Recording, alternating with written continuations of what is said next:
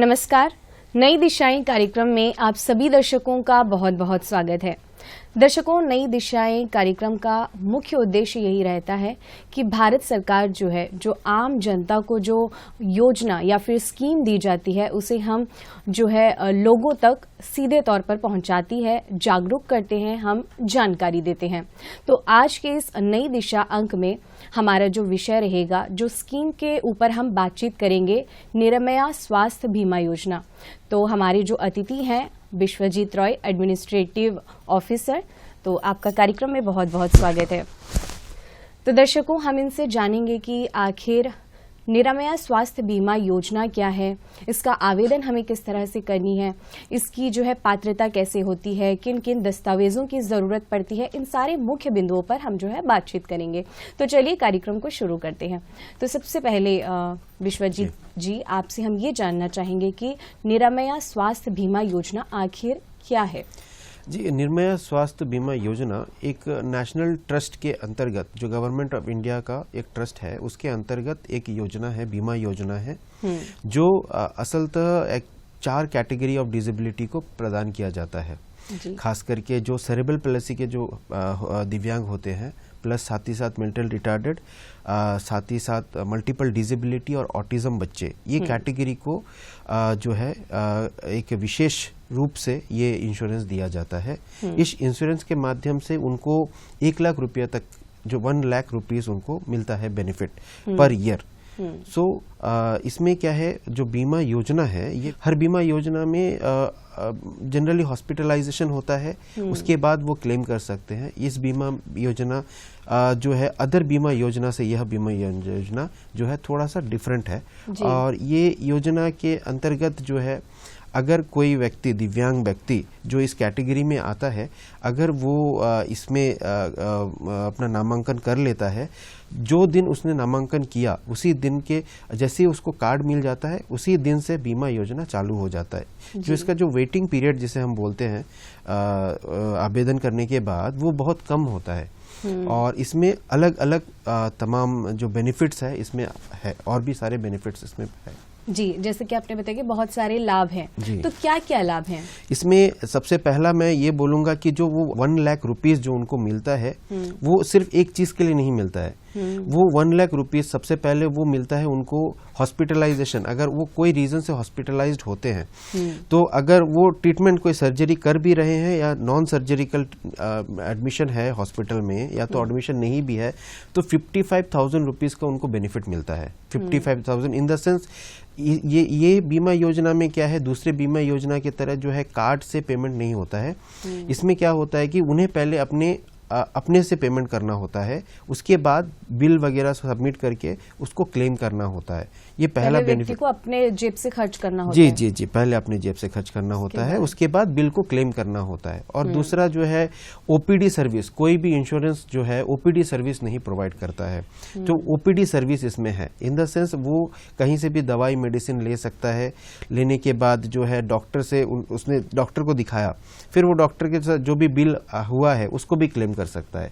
साथ ही साथ कोई ऑल्टरनेटिव मेडिसिन ले रहा है, उसके लिए भी वो क्लेम कर सकता है। ओपीडी सर्विस में उसको 19,000 रुपीज मिलेगा, प्लस साथ ही साथ अगर वो डॉक्टर को दिखा रहा है, डॉक्टर से ट्रीटमेंट ले रहा है इस क्षेत्र में, मैंने जैसे बोला कि बिल पूरा बिल वो क्लेम कर सकता है।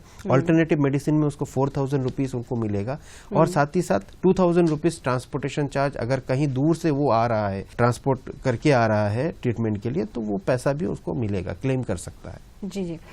विश्वजीत जी, ऐसी बहुत सारी योजनाएं हैं जो एपीएल वालों के लिए थोड़ा सा अलग, बीपीएल वालों के लिए थोड़ा सा अलग, या फिर आय के ऊपर भी निर्भर करता है। तो इसकी क्या प्रक्रिया है, ये बताइए। इसमें भी मैम एक्चुअली प्रीमियम है, इसमें 2 तरह का प्रीमियम है, एपीएल और बीपीएम। ये जो बीपीएल बिलो पॉवर्टी लाइन का प्रीमियम है वो 250 रुपया है, 250 रुपीज, और एपीएल का 500। बट ये 500 अगर उनका source of income per annum 15,000 से कम है तो वो उससे भी कम होता है जनरली। और साथ ही साथ कुछ कुछ स्टेट्स में जो है ये प्रीमियम को फ्री भी कर दिया गया है, जैसे केरला स्टेट में ये Nirbhaya health insurance totally free है उनके लिए, तो कोई भी प्रीमियम भी नहीं भरना होता है, सिर्फ उनको अपना नामांकन करना होता है, सिर्फ रजिस्ट्रेशन। जी, तो जैसे कि आपने बताया कि नामांकन करना होता है, तो नामांकन के लिए किन किन प्रोसेस से गुजरना पड़ता है, किन किन दस्तावेजों की जरूरत पड़ती है? नामांकन के लिए सबसे पहले उनको आइडेंटिफाई करना होगा कि कहाँ कहाँ पे ये जैसा रजिस्ट्रेशन ऑर्गेनाइजेशन है, मतलब रजिस्टर्ड ऑर्गेनाइजेशन है जिसे आरओ हम लोग बोलते हैं, और साथ ही साथ जो खुद व्यक्ति है अगर वो खुद चाहे वो भी कर सकता है। निर्भया हेल्थ इंश्योरेंस का जो हमारा जो पोर्टल है www.nationaltrust.gov.in है, उसके माध्यम से वो बहुत सटीक तरीके से अपना रजिस्ट्रेशन कर सकता है।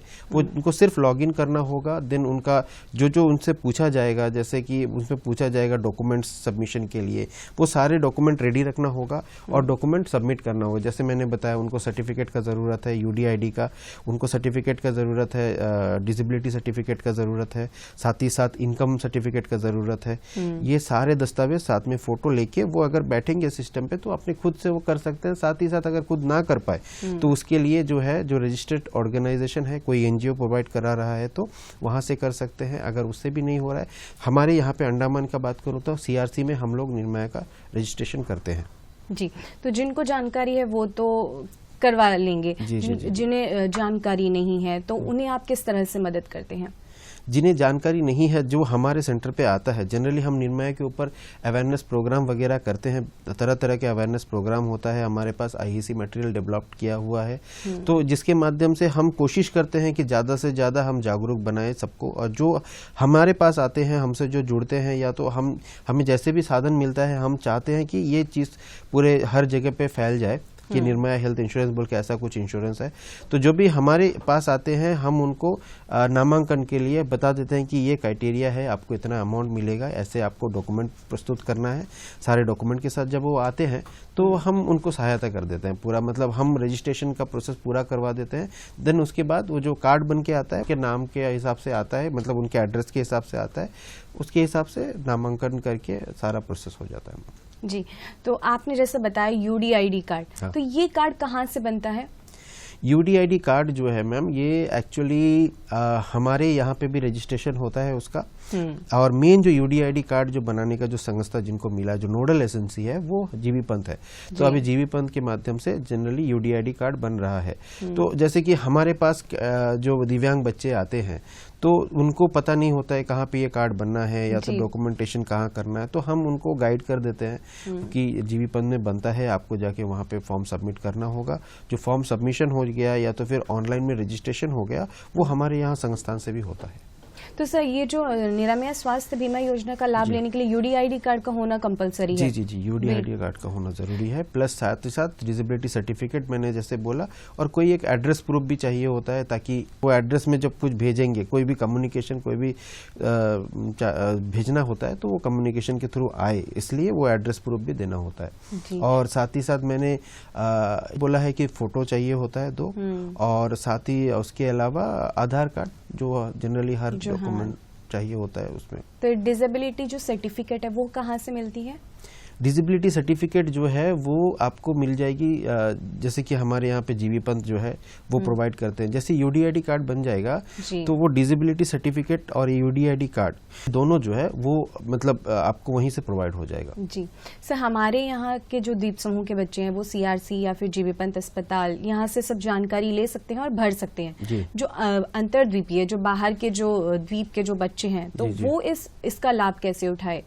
जनरली हम क्या करते हैं, जो इंटर आइलैंड के बच्चे जो जैसे आपने बोला जो वहाँ पे है, हम क्या करते हैं जनरली अवेयरनेस प्रोग्राम जो हमारा पूरा साल भर का होता है, तो उसमें हमारा तरह तरह का अवेयरनेस प्रोग्राम होता है। हम जनरली क्या करते हैं, अवेयर करते हैं। हमने ग्रास रूट लेवल पे अवेयरनेस करने के लिए जो आंगनबाड़ी वर्कर्स है, जो टीचर्स है, स्पेशल एजुकेटर्स है, उनको पहले से ट्रेन करा के रखा है। तो उनको हम लोग टाइम पे ट्रेनिंग दिया करते हैं कि कितने सारी स्कीम्स के बारे में, कैसे नामांकन करना है, कौन से संस्थान से संपर्क करना है, तो ये ट्रेनिंग वगैरह हम प्रोवाइड करते रहते हैं। जी विश्वजीत जी, जैसे कि आपने बताया कि ये कार्ड बनने में ज़्यादा वक्त नहीं लगता है और जैसे ही बन जाता है ये जो है लागू हो जाता है। जी। तो इसके लिए जो है मुख्य किन किन दस्तावेजों की ज़रूरत पड़ती है, कहाँ पर हमें आना होता है, इसके बारे में थोड़ा और विस्तार से बता दीजिए। सबसे पहले जो है इनकम सर्टिफिकेट, इनकम सर्टिफिकेट जो मैंने आपसे बोला कि इनकम सर्टिफिकेट जो है उनको प्रोड्यूस करना होता है। इनकम कोई दायरा नहीं है, मतलब ये ऐसा नहीं है कि इनकम ज्यादा है तो उनको ये बेनिफिट नहीं मिलेगा, ऐसे नहीं है। सारे इनकम ग्रुप को ये बेनिफिट मिलेगा। बस कैटेगरी जो है, जो मैंने 4 कैटेगरी मैंने बोला है, वो 4, हाँ, जो 4 कैटेगरी के अलावा किसी को ये बेनिफिट नहीं मिलेगा। सबसे पहला डॉक्यूमेंट एड्रेस प्रूफ हो गया, इसके अलावा हो गया यूडीआईडी कार्ड, डिसेबिलिटी सर्टिफिकेट, उसके अलावा हो गया जो फोटो मैंने बताया, आधार कार्ड, 2 फोटो चाहिए होता है, साथ ही साथ आधार कार्ड होना चाहिए उनके पास। और इसके अलावा ये तमाम दस्तावेज है जो उनको पंजीकरण के वक्त चाहिए होता है, रजिस्ट्रेशन के टाइम पे। तो ये बनने के बाद कब तक इसका वैलिड रहता है और इसे रिन्यूअल कैसे करना है? ये जो कार्ड एक बार बन जाने के बाद ये 1 साल तक का वैलिड होता है। जनरली फाइनेंशियल ईयर ये कार्ड के लिए जो 1 अप्रैल से 31 मार्च तक का टाइम पीरियड होता है। तो ये जो पीरियड है, ये पीरियड के बीच में वो फुल बेनिफिट ये ले सकते हैं ये कार्ड का। बट जैसे ही ये 1 साल हो जाता है, उनको वो 1 साल के बाद इसको फिर रिन्यू कराना होता है।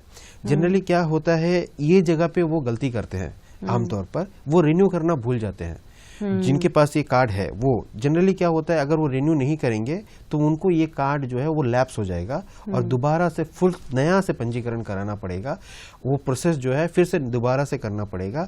सिर्फ रिन्यू के लिए उनको कुछ नहीं करना होता है, जो प्रीमियम का अमाउंट है वो पे करना होगा, जो 250 रुपीज़ या 500 जो भी है एपीएल बीपीएल के कैटेगरी के हिसाब से वो पेमेंट करना होगा और जस्ट रिन्यू करना होगा, उसको एक बार अपडेट करना होगा। अगर किसी ने स्थानांतरण किया है, रिलोकेशन किया है, तो रिलोकेशन में भी उनको बेनिफिट मिलेगा, उतना ही बेनिफिट मिलेगा। बट जो टाइम पीरियड सेट है उनके कार्ड में, जो फाइनेंशियल ईयर का, उसके बाद उनको रिन्यू फिर से दोबारा कराना पड़ेगा। जी जी। तो इसके बाद मान लीजिए कि कोई व्यक्ति या फिर बच्चा पहले से बीमार है तो इसे भी इंक्लूड किया जाता है? जी। ये निर्मया का यही सबसे बड़ा लाभ है निर्मया हेल्थ इंश्योरेंस में, कि जो पहले से जो बीमारी है, जनरली बाकी अदर हेल्थ इंश्योरेंस में क्या होता है, ये चीज को उन लोग नहीं देखते हैं। जो पुराना बीमारी होता है उनको, जो भी डिजीज है, क्रोनिक डिजीज, उससे इन लोग मतलब नहीं करते हैं इसको, मतलब कवर अप नहीं करते हैं इस इंश्योरेंस में। बट निर्मया हेल्थ इंश्योरेंस ऐसा नहीं है, अगर कुछ भी पुराना कुछ भी हेल्थ इशू है उसको भी ये कवर करता है। आयु की भी कोई सीमा नहीं है? आयु की भी कोई सीमा नहीं है, और ना ही किसी का इनकम अगर एनुअल या मंथली इनकम ज्यादा है तो वो भी कोई दायरा नहीं है, उसको भी ये बेनिफिट मिलेगा, बशर्ते उनको कैटेगरी फॉलो करना है। ये 4 कैटेगरी जैसे मैंने बोला, ऑटिज्म हो गया, सेरिब्रल पैलेसी हो गया, मेंटल रिटार्डेशन जिसे हम लोग बोलते हैं आईडी हो गया, और साथ ही साथ मल्टीपल डिसेबिलिटी, ये कैटेगरी को ध्यान रखना होगा। इसके अलावा अगर कोई लोकोमोटर डिसेबिलिटी है, जो ब्लाइंड है, ये सब कैटेगरी को नहीं मिलेगा।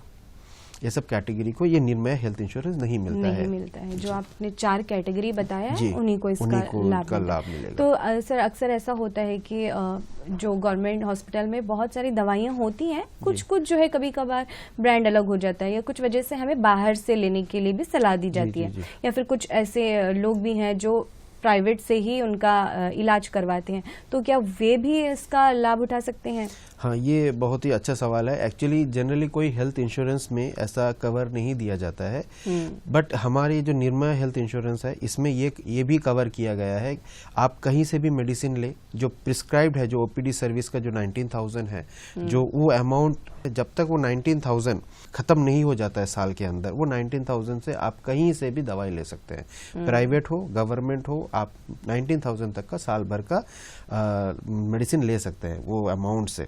निर्मया का और एक खास बात मैं बताना चाहूंगा, जो हर बार मतलब ये ध्यान रखना होगा कि एक निर्मया हेल्थ इंश्योरेंस में कैटेगरी के हिसाब से अलग अलग फंड दिया गया है। टोटल अमाउंट 1 लाख रुपीस है, बट उसको डिवाइड किया गया है सेक्शंस में।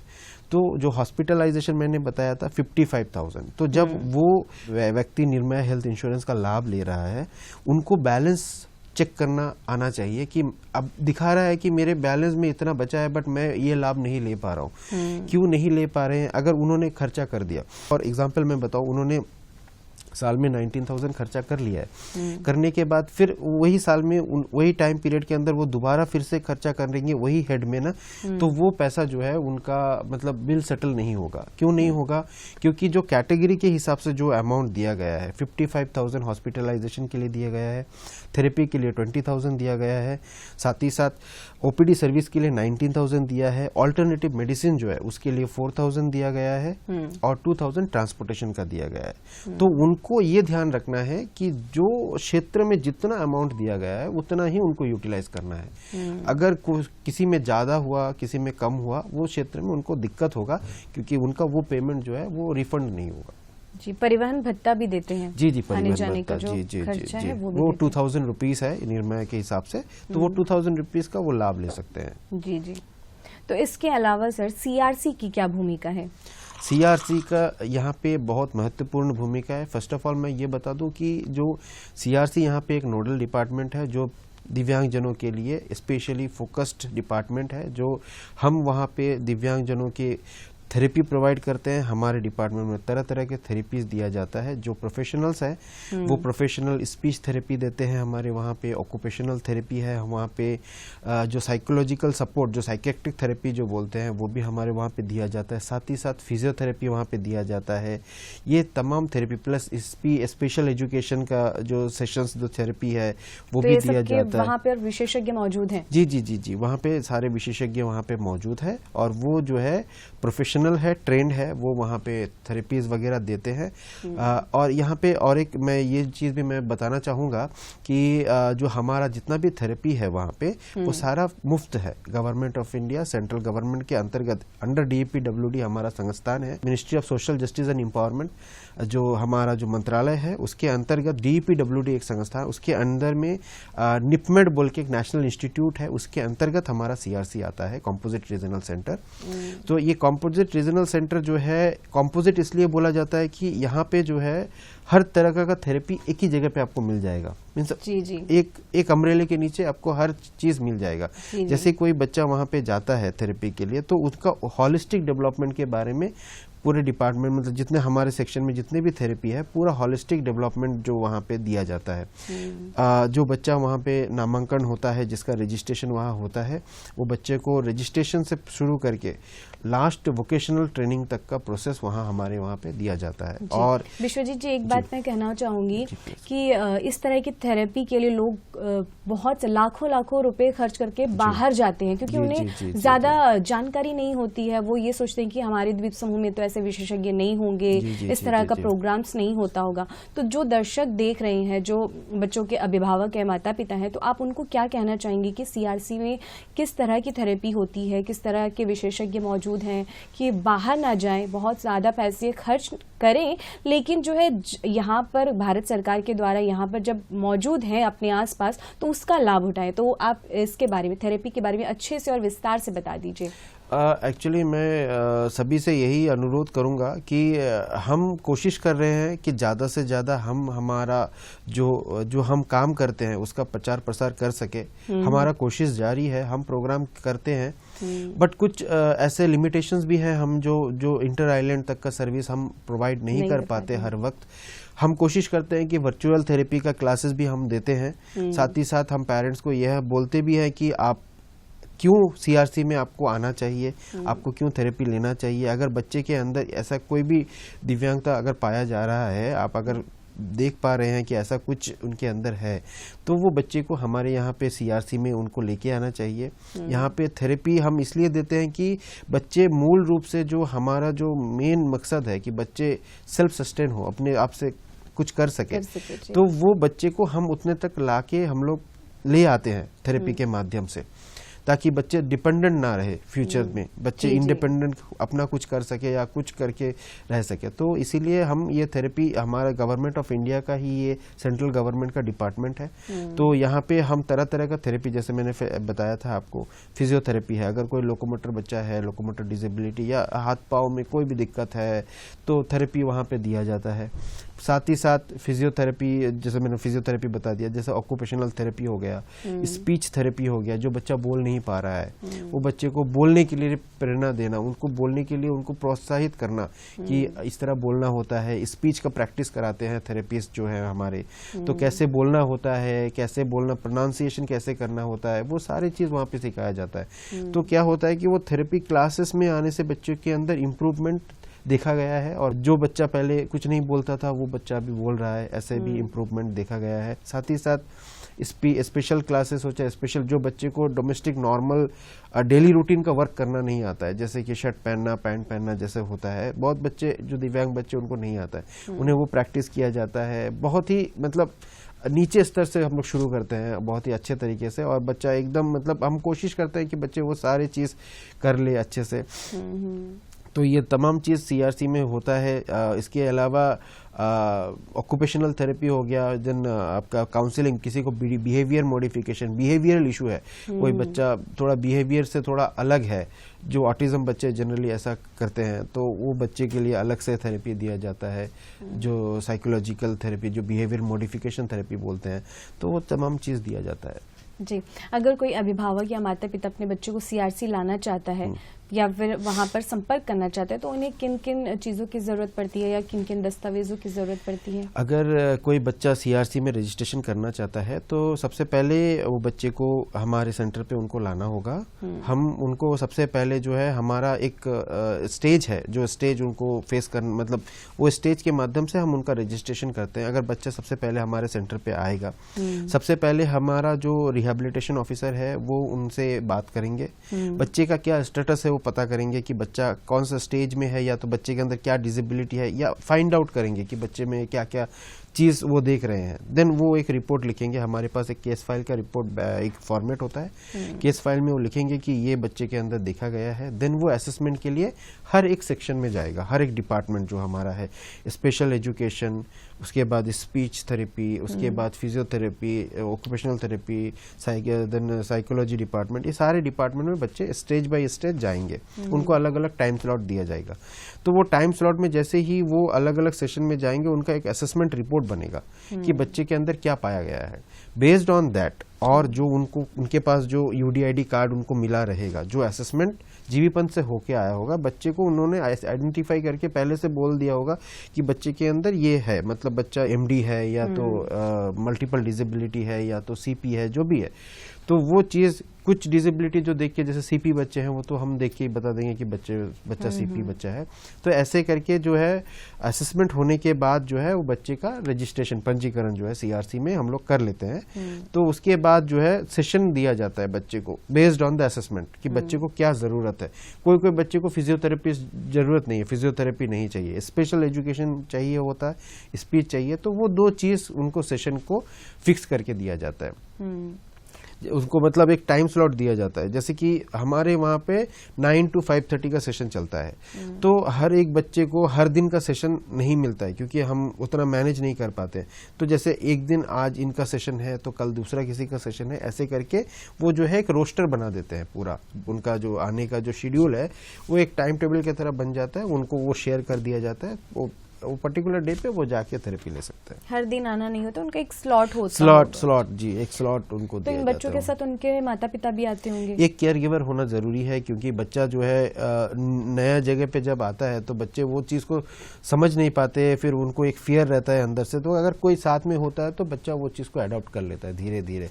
जो छोटे बच्चे उनके साथ तो एक केयर गिवर होता ही है। जी जी, जी। तो सर अभी वर्तमान समय में जो है वहाँ पर कितने बच्चे मौजूद हैं और किस तरह से वो अलग है? अभी वर्तमान में अगर देखा जाए तो हमारे संस्थान, हमारा जो सीआरसी है, वो टोटल जो आरपीडब्ल्यूडी एक्ट के तहत जितने डिसेबिलिटी है 21 डिसेबिलिटी वो कैटर करता है। हमारे यहाँ पे अभी एट प्रेजेंट बहुत सारे बच्चे हैं जो अलग अलग जगह से भी आते हैं। कुछ ऐसे बच्चे हैं जो इंटर आइलैंड से भी आते हैं, जो इंटर आइलैंड जो मतलब वो रेगुलर तो नहीं आ सकते। हमारे पास अभी हमारे संस्थान पे एकोमोडेशन का फैसिलिटी नहीं है, तो जनरली होता है। हमने यहाँ पे एडमिनिस्ट्रेशन से जी हमारे एडमिनिस्ट्रेशन से रिक्वेस्ट किया गया है कि हमें एकोमोडेशन के लिए भी कोई फैसिलिटी दिया जाए। तो वो जैसे ही वो फैसिलिटी मिल जाता है तो वो यहाँ आके रुक के थेरेपी ले सकते हैं। जैसे 1 मंथ का थेरेपी उन्होंने लिया या 15 डेज का लिया, फिर घर चले गए, उसी को कंटिन्यू किया। फिर जब वो थेरेपी खत्म हो गया, फिर से रिपीट आए, फिर से नया कुछ हमने बताया, फिर नया कुछ करें ऐसे। बट अभी एट प्रेजेंट क्या होता है कि वो इंटर आइलैंड से उतना आ नहीं सकते हैं, वो ट्रांसपोर्टेशन का चार्ज हो गया या तो उनका रहने खाने का दिक्कत हो गया, तो वो उतना आते नहीं है। तो जो CRC में जो हम करवा देते हैं एक बार, उसी को वो रिपीटेडली वहाँ करते हैं। और अभी हमने वर्चुअल थेरेपी भी हमने स्टार्ट किया है धीरे धीरे। तो वर्चुअल थेरेपी में क्या होता है कि वर्चुअली जो हमारा जो थेरेपिस्ट होगा वो वर्चुअली ट्रेन करता है, तो ये भी हमने लागू किया है। विश्वजीत जी, ऐसा हुआ है कि बच्चा जब आया है तो उसमें परेशानियां या कुछ अलग था, वो अब आने लगा है कंटिन्यूअसली, तो उसमें बहुत सारा बदलाव आया है पॉजिटिव वे में?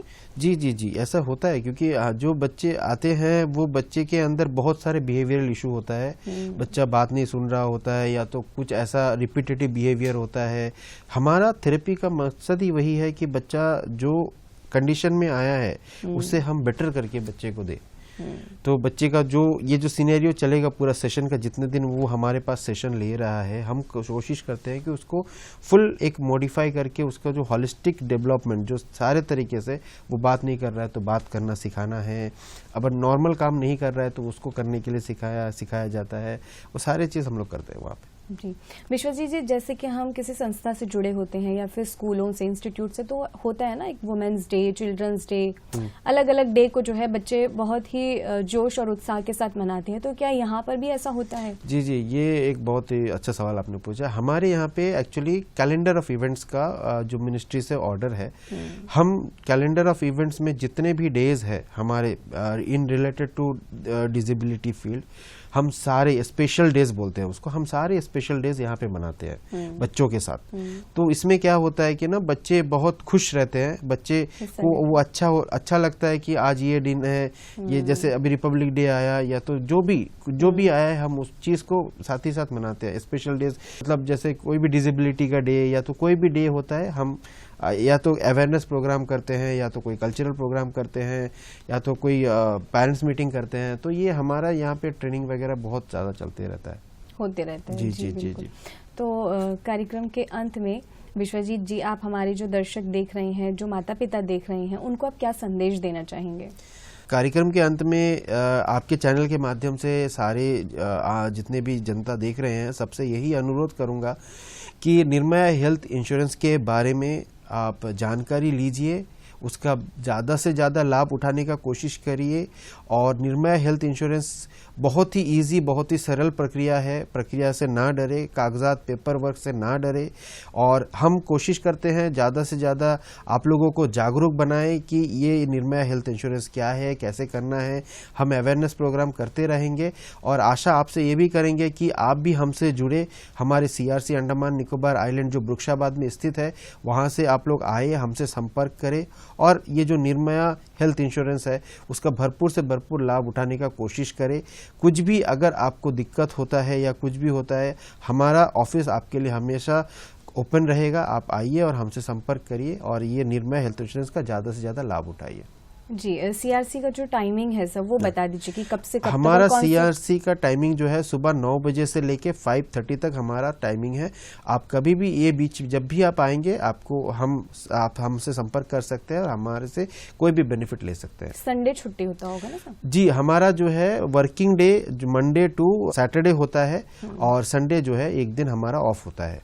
जी। तो विश्वजीत जी, कार्यक्रम में आने के लिए आपका बहुत बहुत धन्यवाद कि आप यहाँ पर आए और निर्भया स्वास्थ्य बीमा से संबंधित इतनी सारी जानकारियाँ दी। बहुत बहुत धन्यवाद।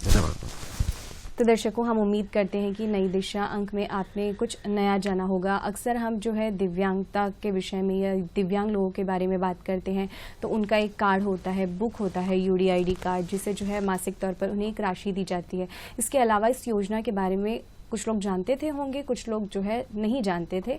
तो आज हमने बहुत सारी बातें जानी कि निर्भया स्वास्थ्य बीमा योजना एक योजना होती है जिसका लाभ जो है दिव्यांगता वाले लोग ले सकते हैं। इसमें भी 4 तरह की कैटेगरीज होती हैं, उन्हें ही यह लाभ उठाया जा सकता है। आयु की कोई सीमा नहीं है, इसमें जो इनकम है इसकी भी कोई सीमा नहीं है, और APL BPL कार्ड जो भी है, बहुत सारी बातें विश्वजीत जी ने बताया। इसके अलावा इससे अधिक की जानकारी आप जो है CRC पर जाकर भी संपर्क करके इसका लाभ उठा सकते हैं। तो नई दिशा के अगले अंक में फिर होगी आपसे मुलाकात। दीजिए मुझे इजाज़त। नमस्कार।